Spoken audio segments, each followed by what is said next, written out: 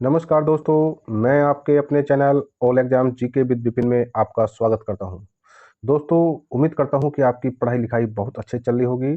और दोस्तों, जैसे कि आप जानते हैं और मुझे पूरी उम्मीद भी है कि आपने अपना लक्ष्य फिक्स कर लिया होगा। आपका लक्ष्य, आपका जो टारगेट है, वो एक सरकारी अफसर बनना, सरकारी कर्मचारी बनना है। जैसे कि आप जानते हैं कि आपका जो ये प्लेटफॉर्म है all exam GK with Vipin, इसका भी एक टारगेट है कि अब की बार रेलवे की नौकरी पक्की। उसी सभी भर्तियों को देखते हुए, रेलवे की सभी भर्तियों को देखते हुए, जो जीके जीएस से संबंधित जितने भी पीवाईक्यू हैं, उनके लिए ये क्लासेस की जो सीरीज चल रही है, उसी क्रम में आज ये क्लास नंबर 17 है। तो जैसे कि आप जानते हैं कि जो हमारी क्लासेस हैं, ये रेलवे के साथ साथ अन्य जितने भी कंपटीशन के एग्जाम होते हैं जहां जीके जीएस पूछा जाता है, उन सभी को टारगेट करते हुए हम अपनी इस तैयारी को आगे बढ़ा रहे हैं। दोस्तों, उम्मीद करता हूं कि आपने जो इससे पहले की जो क्लासेस हुए हैं, वो आपने सभी को देखा होगा और आपने एक एनालाइज करा होगा कि ये जो हमारी सीरीज है, हमारी जो एक मुहिम चली है रेलवे की नौकरी इस बार पक्की, तो आपने एक एनालाइज करा होगा कि कंटेंट कैसा है। बस हम ये चाहते हैं कि आप एक प्यारा सा कमेंट करें कि हमें और क्या सुधार करने चाहिए। तो ठीक है दोस्तों, अपनी क्लास को स्टार्ट करते हैं और आज की क्लास दोस्तों बहुत बेहतर होने वाली है। आप ज़रा क्लास को देखिए और उस क्लास का एनालाइज करिए कि इस कंटेंट में और इस जितने भी फैक्ट उस क्वेश्चन संबंधित बताए जा रहे हैं कि उनमें कितना दम है। ये आपको डिसाइड करना है। अगर आप इतना करना सीख गए तो समझ लो आप एक अच्छे प्रतियोगी छात्र हैं। अगर आप उस क्वेश्चंस की उपयोगिता को नहीं समझ पाते कि ये क्वेश्चंस कितना इम्पोर्टेंट है, तो दोस्तों कहीं ना कहीं आपकी तैयारी में कमी है। आपको उसको पहचानना है और अपने को अच्छे से निखारना है और एक सरकारी अफसर और कर्मचारी बनकर दिखाना है। तो ठीक है दोस्तों, अपनी क्लास स्टार्ट करते हैं, ज़्यादा समय नहीं लेते। देखिए, अगर अभी तक आपने इस चैनल के साथ नहीं जुड़े हैं तो दोस्तों जुड़िए, और जो दोस्त, जो मित्र हमारे साथ जुड़े हैं, एक बार मैं फिर उनका बहुत बहुत धन्यवाद करता हूं। चलिए दोस्तों, अपनी क्लास स्टार्ट करते हैं। देखिए दोस्तों, आज का जो हमारा पहला क्वेश्चन है, देखिए इस क्वेश्चन को बहुत ध्यानपूर्वक आपको देखना है और हम एक्सप्लेन कर रहे हैं। हम जो भी क्वेश्चन है उस क्वेश्चन से संबंधित जितने भी फैक्ट बन सकते हैं, हम सभी पर चर्चा करने का प्रयास करेंगे। और कोई क्वेश्चन कितना इंपॉर्टेंट है उस पर भी हम चर्चा करते चलेंगे। ठीक है, जो क्वेश्चन ज़्यादा इंपॉर्टेंट नहीं होगा उस पर हम ज़्यादा समय नहीं देंगे।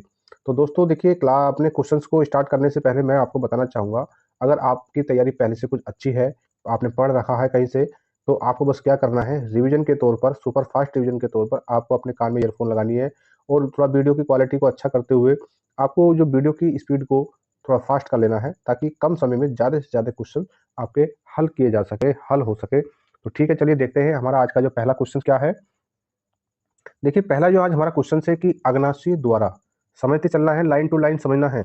आपको समझना है। अगर आपने थोड़ा सा भी अपना ध्यान इधर उधर करा तो शायद इस क्वेश्चन से संबंधित जितने भी फैक्ट बताए जाएंगे वो आपसे दूर हो जाएंगे। तो समझिए क्या है कि अग्नाशय द्वारा सामान्य कार्य नहीं किए जाने का कारण मधुमेह रोग होता है।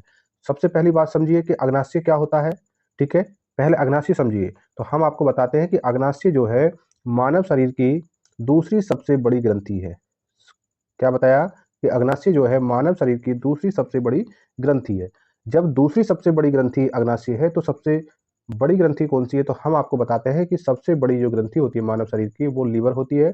ठीक है, चलिए इस अब अपने फिर इसी टॉपिक पर आते हैं, अग्नाशय पे। तो जो अग्नाशय हमने बताया कि दूसरी सबसे बड़ी ग्रंथि होती है, इस ग्रंथि की एक विशेषता सबसे ये ज्यादा होती है कि यह ग्रंथि जो है अंतःस्रावित और बाह्य स्रावित दोनों का ही काम करती है। ठीक है, अब जब ये दोनों का ही काम करती है तो ये तो इसकी विशेषता हो गई। ठीक है, अब क्वेश्चन क्या पूछ रहा है कि रोग होता है, कौन सा रोग होता है, मधुमेह रोग। जब मधुमेह रोग होता है, अब किसका कार्य नहीं करने से, अग्नाशय का सामान्य कार्य नहीं किए जाने के कारण एक रोग पैदा हो जाता है मनुष्य के शरीर में। उस रोग को बोलते हैं मधुमेह रोग। इस मधुमेह रोग को सामान्य भाषा में शुगर भी बोला जाता है। ठीक है, आप समझिए इस रोग का कारण क्या है कि जो अग्नाशय सामान्य कार्य नहीं कर पाता, वो कारण क्या है कि जो अग्नाशय है, अग्नाशय के द्वारा एक एक हार्मोन स्रावित होता है जिसे हम इंसुलिन बोलते हैं। ध्यान देना, बहुत इंपॉर्टेंट बात बता रहे हैं कि जो इंसुलिन होता है वो अग्नाशय के द्वारा ही स्रावित होता है। अब ये इंसुलिन क्या काम करता है, तो जो इंसुलिन होता है, जो हमारे ब्लड में जो शर्करा की मात्रा होती है, ठीक है, जो शर्करा की मात्रा होती है उसे जो ग्लूकोज की जो मात्रा होती है उससे क्या करता है, नियंत्रित करता है। यानी कि ब्लड में ग्लूकोज की मात्रा को नहीं बढ़ने देता। कौन नहीं बढ़ने देता? इंसुलिन। अब इंसुलिन उसे नियंत्रित करता है, ब्लड में शर्करा की मात्रा को नहीं बढ़ने देता। तो फिर क्या होता है, जब नहीं होने देता तो हमारी बॉडी सही काम करती है, तो हमें शुगर नहीं होती। अब क्या हुआ, अग्नाशय के द्वारा ही किसका श्रावण होता है? तो इंसुलिन एक हार्मोन्स होता है। तो अब यहाँ पर अग्नाशय के द्वारा जो इंसुलिन का श्रावण नहीं हुआ तो क्या हुआ, फिर वहाँ पर हमारा जो ब्लड है, हमारे ब्लड में शर्करा की मात्रा बढ़ जाती है, और ब्लड में शर्करा की मात्रा का बढ़ना ही मधुमेह रोग हो जाता है। ठीक है, जब ब्लड में शर्करा की मात्रा यानी कि शुगर की मात्रा बढ़ जाती है तो वहाँ पर मधुमेह रोग हो जाता है। तो ठीक है दोस्तों, उम्मीद करता हूँ कि इस क्वेश्चन से संबंधित आपको 90% इसके फैक्ट पता चल गया होगा।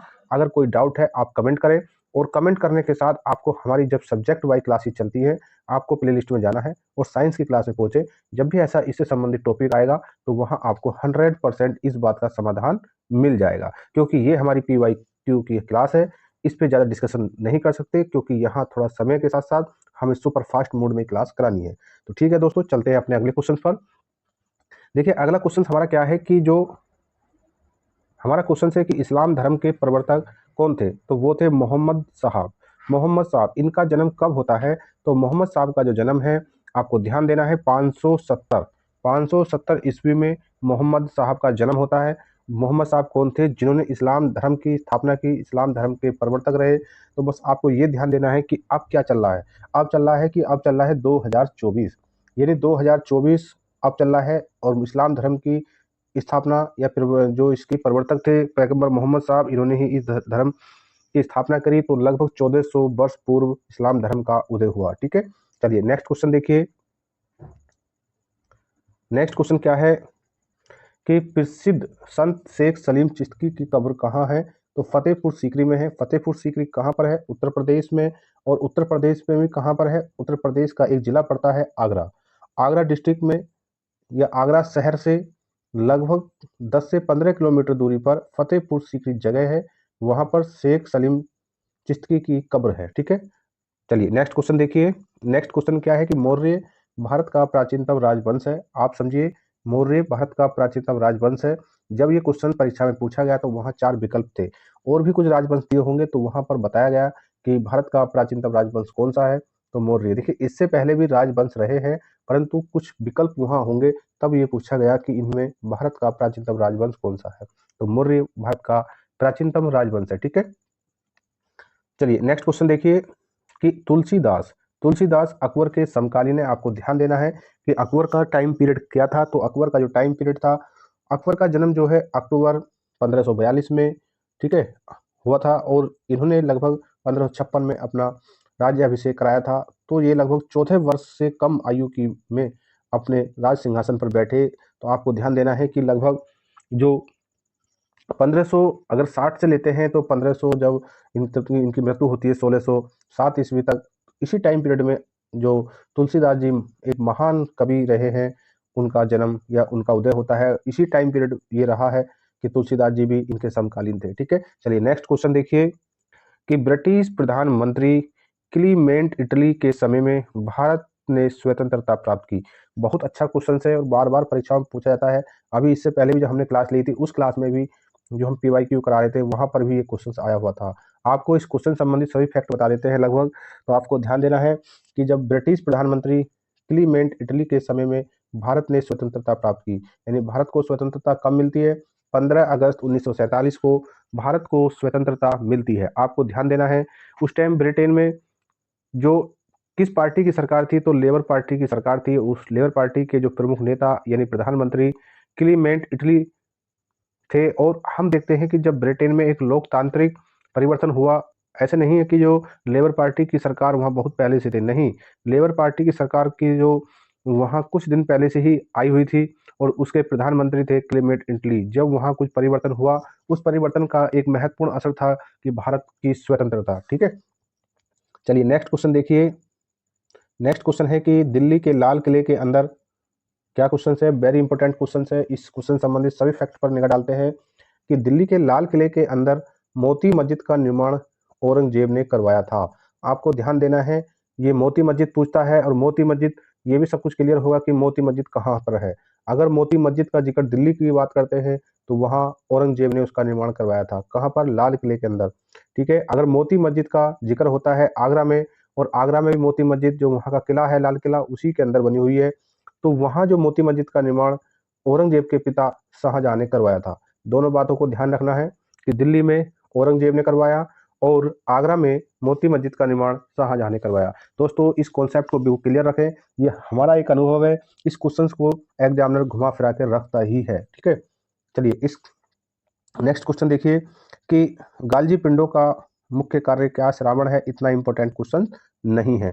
चलिए आपको अगले क्वेश्चन पर ध्यान देना है कि द्वितीय विश्व युद्ध 1939-45 के समय ब्रिटेन के प्रधानमंत्री कौन थे। अच्छा क्वेश्चन है। तो आप पहली बात तो देखिए ये युद्ध लगभग जो 6 वर्षों तक चला था, और उस टाइम ब्रिटेन के जो प्रधानमंत्री थे विंस्टन चर्चिल थे। ठीक है। चलिए नेक्स्ट क्वेश्चन देखिए। नेक्स्ट क्वेश्चन क्या कह रहा है कि अंतरिक्ष में किसी यान को भेजने वाला प्रथम देश कौन था। देखिए हमारे जितने भी देश हैं उन देशों में सबसे पहले अंतरिक्ष यान को अंतरिक्ष में भेजने का जो काम किया था वो सोवियत संघ ने किया था। तो सोवियत संघ का जो शॉर्टकट नाम है वो है यूएसएसआर। इसमें काफी जो कंट्री थी उनके द्वारा एक संघ बनाया गया था, उसी को हम सोवियत संघ कहा जाता है। चलिए नेक्स्ट क्वेश्चन देखिए। नेक्स्ट क्वेश्चन क्या कह रहा है कि ग्लोब पर भारत की स्थिति क्या है।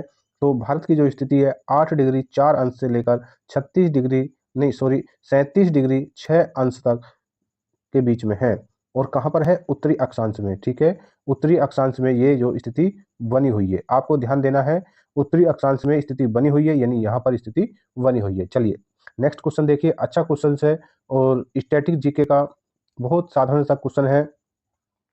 स्टैटिक जीके यानी कॉमन क्वेश्चन है, अब पूछ भी लेता है कभी कभी नहीं पूछता है, वैसे बहुत इंपॉर्टेंट क्वेश्चन है। क्या क्वेश्चन क्या है कि भारत में स्वर्ण उत्पादन में कोलार यानी कर्नाटक राज्य का एकाधिकार है। आपको ध्यान देना कि अगर भारत में कहीं से भी खनन होता है और वहां पर जो सोना धातु की बात आती है तो वो कर्नाटक राज्य का एकाधिकार उपलब्ध है। ठीक है। चलिए देखिए नेक्स्ट क्वेश्चन क्या है। अच्छा क्वेश्चन है, काफी परीक्षाओं में पूछा गया है कि चोरी चोरा कांड कब हुआ। तो चोरी चोरा कांड जो है 5 फरवरी 1922 को हुआ। उसी समय कोई घटना थी, तो उसी समय एक आंदोलन चल रहा था, उस आंदोलन का नाम था असहयोग आंदोलन। इसकी शुरुआत 1920 में होती है। चलिए नेक्स्ट क्वेश्चन देखिए कि 1911 में लॉर्ड हार्डिंग द्वितीय के काल में, ठीक है, ध्यान देना है, क्वेश्चन क्या कह रहा है कि 1911 में लॉर्ड हार्डिंग द्वितीय के काल में बंगाल का जो विभाजन था वो निष्प्रभावी हुआ। कहने का मतलब यह है कि बंगाल का विभाजन की घोषणा कब हुई थी। तो बंगाल विभाजन की घोषणा लॉर्ड कर्जन के शासनकाल 1905 में हुई थी। ठीक है। चलिए नेक्स्ट क्वेश्चन देखिए। नेक्स्ट क्वेश्चन क्या कह रहा है कि जो गोबर गैस प्लांट से मीथेन गैस उत्पन्न होती है। ध्यान देखना कि जो गोबर गैस है, गोबर गैस प्लांट से ही मीथेन गैस प्राप्त होती है। तो यहाँ पर जो मीथेन गैस है उत्पन्न होती है। ठीक है। नेक्स्ट क्वेश्चन देखिए कि भारतीय संविधान का जो अनुच्छेद 370 का संबंध जम्मू कश्मीर को विशेष दर्जा से था परंतु अब नहीं है। ठीक है। चलिए नेक्स्ट क्वेश्चन देखिए कि निर्देशक सिद्धांतों का प्रमुख उद्देश्य में सामाजिक और आर्थिक प्रजातंत्र स्थापित करना है। ठीक है। चलिए नेक्स्ट क्वेश्चन है कि एक पीढ़ी से दूसरी पीढ़ी में आनुवांशिकी सिद्धांत या आनुवांशिक सूचना का स्थानांतरण क्या किसके द्वारा होता है। तो वो डीएनए के द्वारा होता है। चलिए नेक्स्ट क्वेश्चन देखिए कि अंतरराष्ट्रीय व्यापार जो इंटरनेशनल जो व्यापार है उसका मुख्य उद्देश्य है कि आयात को नहीं निर्यात को प्रोत्साहन करना, यानी ज्यादा से ज्यादा अपने यहाँ से माल को बाहर भेजना, उसका मुख्य उद्देश्य होता है। ठीक है। चलिए नेक्स्ट क्वेश्चन देखिए।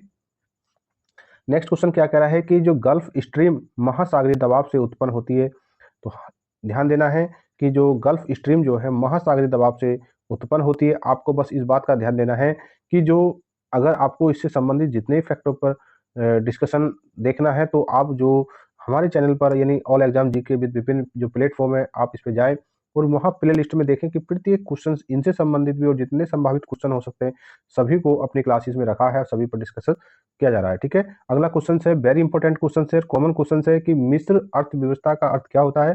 तो मिश्रित अर्थव्यवस्था का जो अर्थ है उसमें यह होता है कि जो सार्वजनिक सार्वजनिक यानी पब्लिक तथा निजी क्षेत्र का जो सह अस्तित्व होता है। ठीक है। दोनों का होता है, उसमें प्राइवेट सेक्टर भी होता है और जो गवर्नमेंट सेक्टर भी होता है। ठीक है। अगला क्वेश्चन वेरी इंपॉर्टेंट क्वेश्चन, सभी परीक्षाओं में कॉमन पूछे जाने वाला क्वेश्चन है क्वेश्चन क्या कह रहा है कि आंसू गैस का रासायनिक नाम बताइए। आंसू, आंसू माने आंसू की जो गैस का रासायनिक नाम बताइए, तो उसका नाम है कि क्लोरो एसीटीटोफिनोन, क्लोरो एसीटीटोनफिनोन। तो आपको ध्यान देना है, जब आंसू माने आंसू निकलते हैं तो क्या होता है, जो रोता है, रोता मतलब क्लोरो। आपको इसे इस जो टैग वर्ड को ध्यान देना है, जब आंसू गैस आंसू की बात आती है तो वहां पर क्लोरो यानी बंदा रोता है, ठीक है। बस इतने से आप जो 80% अपने विकल्प का चयन कर लेंगे, ठीक है।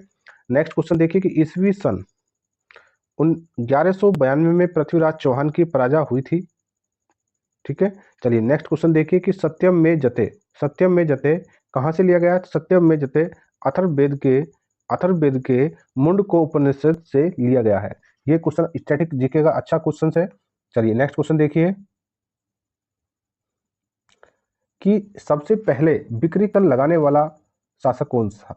बड़ा इंपॉर्टेंट क्वेश्चन है, नया क्वेश्चन है कि सबसे पहले बिक्री कर लगाने वाला शासक कौन था, तो उसका नाम था चंद्रगुप्त मौर्य, ठीक है। अगला क्वेश्चन देखिए कि विश्व का सबसे बड़ा हवाई अड्डा, तो जेहदा हवाई अड्डा है, ठीक है। चलिए नेक्स्ट क्वेश्चन देखिए कि रविंद्रनाथ टैगोर प्रथम भारतीय को साहित्य के लिए 1913 में नोबेल पुरस्कार दिया गया, ठीक है। अगला क्वेश्चन देखिए कि मोस्की शिलालेख कहाँ पर है, तो मोस्की शिलालेख जो है आंध्र प्रदेश में है। चलिए नेक्स्ट क्वेश्चन देखिए, नेक्स्ट क्वेश्चन है कि हेली धूमकेतु पुनः कब दिखाई देगा, तो 2062 में दिखाई देगा, ठीक है।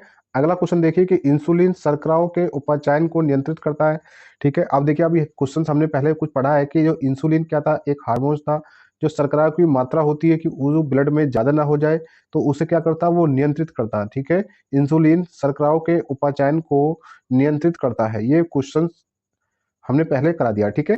चलिए नेक्स्ट क्वेश्चन देखिए कि सूर्य के प्रकाश से हमें क्या मिलता है, तो जो सूर्य का जो प्रकाश होता है उससे हमें विटामिन डी प्राप्त होती है। आपको ऐसे क्वेश्चन तो बिल्कुल आपके तैयार होने चाहिए, ठीक है। ऐसे क्वेश्चन में डाउट नहीं होना चाहिए। अगर आप बिल्कुल जीरो से हैं तो शायद आपको फिर हमारी जो प्ले लिस्ट बनी हुई है सब्जेक्ट वाइज उसे बड़ा अच्छे से पढ़ने का जरूरत है, ठीक है। चलिए नेक्स्ट क्वेश्चन देखिए कि गांधी जी ने CF एंड्रूज को दीन बंधु की उपाधि प्रदान की थी, ठीक है। चलिए नेक्स्ट क्वेश्चन देखिए, नेक्स्ट क्वेश्चन क्या है कि IST और GMT, ठीक है। IST और GMT के बीच समयों का अंतर कितना है? 15.5 घंटा, ठीक है। नहीं, सॉरी सॉरी दोस्तों, सॉरी, आपको ध्यान देना है कि IST और GMT के बीच जो समय का अंतराल है वो कितने घंटे का अंतर है, तो वो 5.5 घंटे का अंतर है, ठीक है। चलिए नेक्स्ट क्वेश्चन देखिए कि जो विषुवत रेखा पर एक दिन की अवधि कितना होती है, तो जो विषुवत रेखा यानी भूमध्य रेखा पर एक दिन की अवधि 12 घंटे होती है, क्योंकि यहाँ सूर्य की किरणें हमेशा सीधी पड़ती हैं, ठीक है। चलिए नेक्स्ट क्वेश्चन देखिए क्या है, नेक्स्ट क्वेश्चन है कि संविधान के अनुच्छेद 19 क का संबंध किससे है, तो प्रेस की स्वतंत्रता से संबंधित है, ठीक है। चलिए नेक्स्ट क्वेश्चन देखिए कि इंडिया गेट का निर्माण कब हुआ, तो इंडिया गेट का जो निर्माण है 1921 में हुआ था।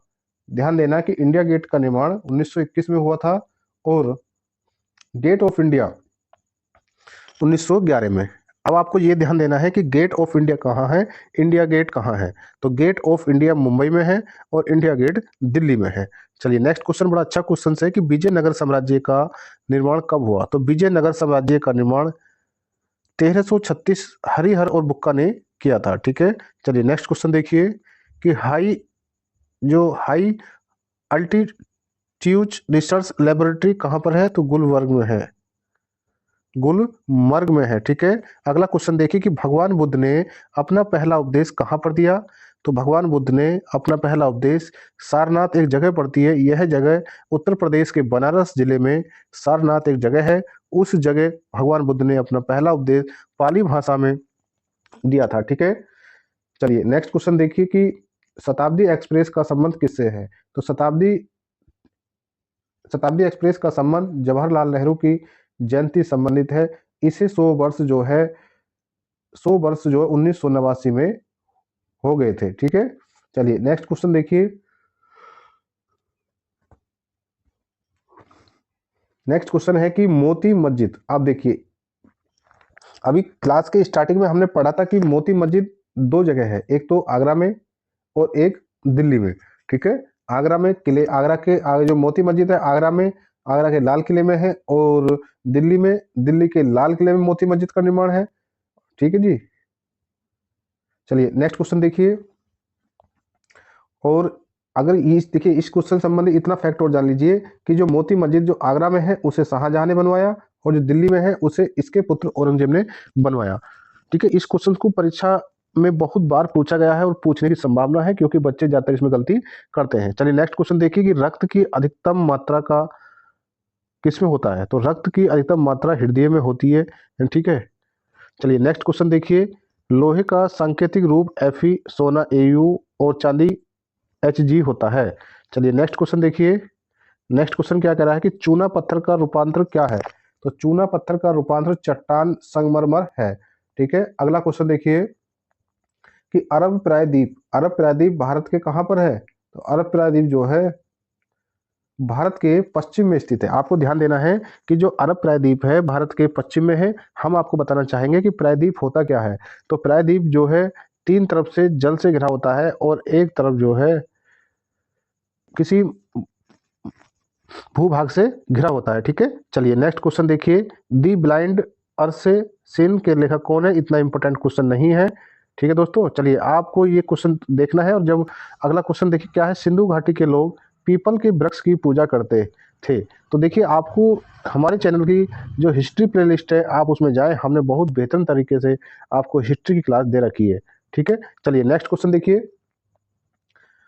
चाय अत्यधिक ठंडे क्षेत्रों में उगाई जाती है। जैसे कि आप जानते हैं कि चाय अत्यधिक ठंडे क्षेत्रों में उगाई जाती है, तो वो क्षेत्र कौन कौन से हैं? जैसे कि अब हम देखते हैं आसाम और पश्चिम बंगाल जैसे एरिया में चाय का उत्पादन किया जाता है। ठीक है। चलिए नेक्स्ट क्वेश्चन देखिए। भारत का सबसे लंबा राष्ट्रीय राजमार्ग कौन सा है? तो सबसे लंबा राष्ट्रीय राजमार्ग तो 44 है। ठीक है। सबसे लंबा राष्ट्रीय राजमार्ग 44 है। और ये 44 शुरू कहाँ से होता है? तो शुरू तो श्रीनगर जम्मू कश्मीर से शुरू होता है और कन्याकुमारी तमिलनाडु तक जाता है। इसकी लंबाई टोटल ध्यान देना, ऐसे बिल्कुल सेम टू सेम भी पूछ लेता है। तो इसकी लंबाई जो है 37,000। ठीक है। आपको फिर एक बार ध्यान देना है कि 3,745 किलोमीटर इसकी लंबाई है। एक बार फिर देखना, 3,745 किलोमीटर इसकी लंबाई है। ठीक है। चलिए नेक्स्ट क्वेश्चन देखिए। भारत का प्राचीनतम तेल शोध कारखाना कौन सा है? भारत का सबसे प्राचीन तेल शोध कारखाना कौन सा है? तो डिगबोई आसाम में है। ठीक है। कहां पर है? डिगबोई आसाम में है। और इसकी स्थापना कब होती है? इसकी स्थापना 1901 में होती है। आपको इस क्वेश्चन को ध्यान रखना है। ठीक है। चलिए नेक्स्ट क्वेश्चन देखिए। नेक्स्ट क्वेश्चन क्या है? नेक्स्ट क्वेश्चन है कि रैम का पूरा नाम बताइए, या रैम की पूरी फुल फॉर्म बताइए। तो इसकी फुल फॉर्म है रैंडम एक्सेस मेमोरी। आपको ध्यान देना है, ये कंप्यूटर का बहुत बेसिक क्वेश्चन है और पूछ भी लिया जाता है। तो रैम का पूरा नाम रैंडम एक्सेस मेमोरी आपको याद होना चाहिए। चलिए नेक्स्ट क्वेश्चन है, वो बहुत बहुत इंपॉर्टेंट क्वेश्चन है कि गोपाल कृष्ण गोखले के गुरु कौन थे? तो गोपाल कृष्ण गोखले के गुरु जो थे MG रनाडे थे। ठीक है। MG रनाडे थे। तो हम यहाँ आपको बताना चाहेंगे कि जो महात्मा गांधी हैं, महात्मा गांधी जी के गुरु गोपाल कृष्ण गोखले थे। ठीक है। तो गोपाल कृष्ण गोखले थे, और गोपाल कृष्ण गोखले के जो गुरु MG रनाडे थे। बस इतना ही हमें जानकारी इतिहास में मिलती है। चलिए अगला क्वेश्चन है कि डायलिसिस का प्रयोग कहाँ पर किया जाता है? डायलिसिस का जो प्रयोग है गुर्दा रोग के रोगियों के लिए होता है। ठीक है। चलिए नेक्स्ट क्वेश्चन देखिए कि विश्व में सर्वाधिक बोले जाने वाली भाषा कौन सी है? तो हम देखते हैं कि जो विश्व में सर्वाधिक बोले जाने वाली भाषा चीनी भाषा है या मंदारिनी भाषा है। तो देखते हैं कि सबसे बोले जाने वाली भाषा कौन सी? चीनी। चीनी की भी कौन सी भाषा है? मंदारिन। अगर हम यहाँ और एक नए सर्वे के अकॉर्डिंग देखते हैं कि भारत में विश्व में दूसरी बोले जाने वाली भाषा हिंदी है, और तीसरी सबसे भाषा बांग्ला है। इस तरीके से क्रम चलता रहता है। ठीक है। चलिए अगला क्वेश्चन है कि ऑस्टियोलॉजी का संबंध किससे है? तो जो ऑस्टियोलॉजी है वो उसका अध्ययन जो है दांत दांतों के लिए, नहीं सॉरी, देखिए जो ऑस्टियोलॉजी है वो क्या है? तो ऑस्टियोलॉजी जो है अस्थियों का अध्ययन है। ठीक है। चलिए नेक्स्ट क्वेश्चन देखिए कि चतुर्थ बौद्ध संगति की प्रथम शताब्दी में कनिष्क के काल में कहां पर हुई? कुंडलन वन में। ठीक है। चलिए नेक्स्ट क्वेश्चन देखिए कि चांद बीबी अहमदनगर की शासिका थी। अब ये अहमदनगर कहाँ है? तो अहमदनगर जो है महाराष्ट्र में है। ठीक है। चलिए नेक्स्ट क्वेश्चन देखिए, जो हीरा कार्बन का शुद्धतम रूप है। ठीक है, चलिए नेक्स्ट क्वेश्चन देखिए कि भारत में डाक टिकट स्टार्ट करने का जो श्रेय किसे जाता है, तो लॉर्ड डलहौजी को जाता है। ठीक है, चलिए नेक्स्ट क्वेश्चन देखिए। नेक्स्ट क्वेश्चन है कि क्वार्टर्ज यानी सिलिका ऑक्साइड से बनाता है। ठीक है, अगला क्वेश्चन देखिए कि वर्ल्ड हेरिटेज डे 18 अप्रैल को मनाया जाता है। अगला क्वेश्चन है कि कलकत्ता में उच्च न्यायालय की स्थापना कब की गई, तो वो जो है 1862 में कलकत्ता में। ठीक है, ठीक है, कलकत्ता में उच्च न्यायालय की स्थापना की गई 1862 में। तो दोस्तों आज की क्लास में क्वेश्चंस यहीं तक है। देखिए अगर अभी तक आपने इस चैनल को सब्सक्राइब नहीं किया तो सब्सक्राइब कीजिए। देखिए आपका जो एक प्यार है वो हमें बहुत कुछ करने का एक सुझाव देता है। तो इसीलिए दोस्तों अगर अभी तक आपको ये वीडियो अच्छी लगती है तो आप इस वीडियो को लाइक कर सकते हैं, अपने दोस्तों में शेयर कर सकते हैं और एक प्यारा सा कमेंट कर सकते हैं। आपके सुझाव का हमें इंतजार रहेगा। तो दोस्तों मिलते हैं अगली क्लास में, तब तक के लिए जय हिंद, जय भारत।